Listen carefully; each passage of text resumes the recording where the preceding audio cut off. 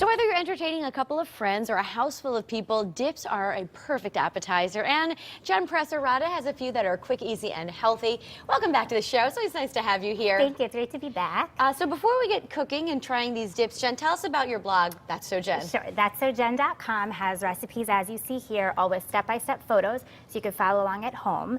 There are party planning tips. There's some restaurant reviews, food-related events, so lots of fun things that you can follow along. I have to say, it's probably one of my favorite websites. Oh, You had high heel cupcakes on there. Yes, that was one of the latest. Awesome. Thank you. Those are really fun to do, and everything I write about has a personal story. So those are for my future sister-in-law's bridal shower. So you'll kind of get a little bit of my life and a little insight. They were really fun. They sparkled. They were fantastic. Thank you. All right, today we're talking spring. People like to eat lighter, Yes. and these dips are perfect for that. They are. As I said, the weather is finally getting warmer. The clothes are getting a little smaller, so we want to eat lighter and healthier.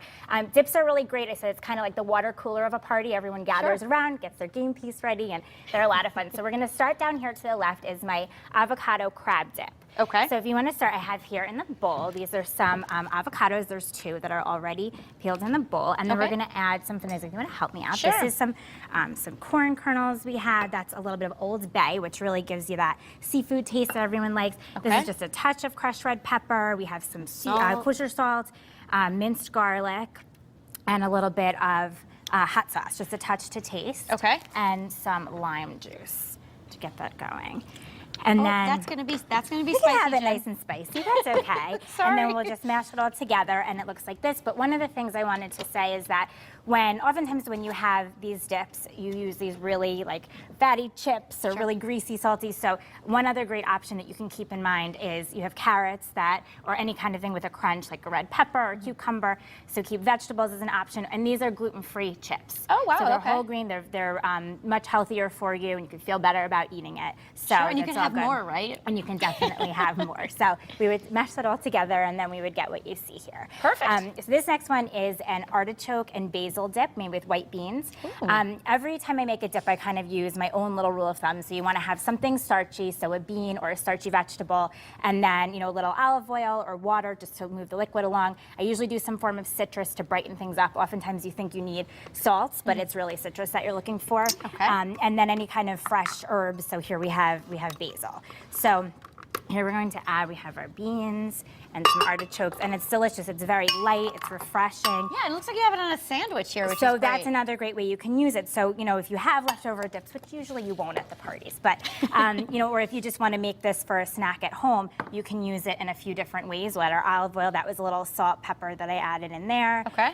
We'll add a little bit of lime juice, And how do you do the lemon basil? juice, Do you actually. rip it up or just And you can pour it? just throw it right in, because this pour it is a in. blender. So if you don't have a, It is a blender, it'll do it Jenn, for you're you. But if you, so if you don't have a food processor at home, you can use the blender as an option. And like I said, you could put it on sandwiches or wraps, and it's a great healthy alternative to mayonnaise if you want to do the honors of blending away. All right.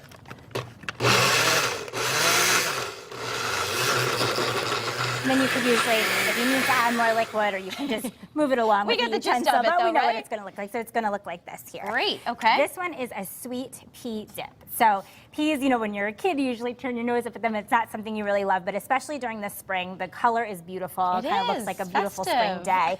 And they're really great. So these are actually frozen peas. So this is easy. You can just keep them, obviously, right in your freezer. And then I put them in the microwave with just a little bit of water to defrost them. Okay. And we're actually going to use the water as well to help, the liquid move along. And this is just a clove of fresh garlic and a little salt and pepper. These are chopped hazelnuts. Okay. So something a little different. Sure. Obviously steer clear if you have a nut allergy, but it's nice to add a little bit of crunch to it, and that does add the sweet tone. Here's cheese, a can't little go wrong with cheese, that. always good, and a little olive oil to keep things moving.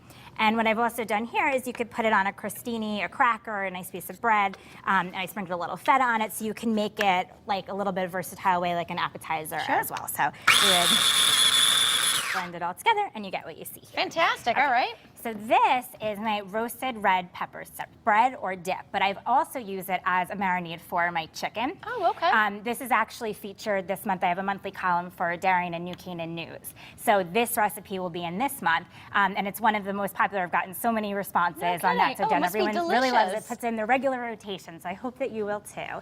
And it's a great way to make chicken. I mean, it's such a like blank canvas when you're working with chicken. It's lean protein and it's really good for you. So when we wanted to do this, it's Greek yogurt. So what I like about using Greek yogurt is that you don't have you know, as much fat and calories as you would with many other options when you're making a dip or a spread. And you can make this ahead of time. So you can make it, you just season your chicken with a little salt and pepper. Okay. Bake it in the oven, but if you want to prep it, you can put the chicken in the baking pan and load your sauce on it and put it in the fridge covered. And when you get home from work, just pop it in the oven. So we have a little garlic salt, a little onion powder, a little paprika. So just get a hint of spice in there. All right. A touch of lemon juice, a little salt and pepper. And this is non-fat feta cheese. Oh, so very good. Also So we're to staying healthy. keep with the slim feeling of the. Jen, we have about 30 seconds left, Sure. so I know that we're just going to mix this together. Mix and that looks like together. we have edamame This on is an one. edamame dip, so it's not just a snack for Japanese food anymore when you get them in the soybean pod.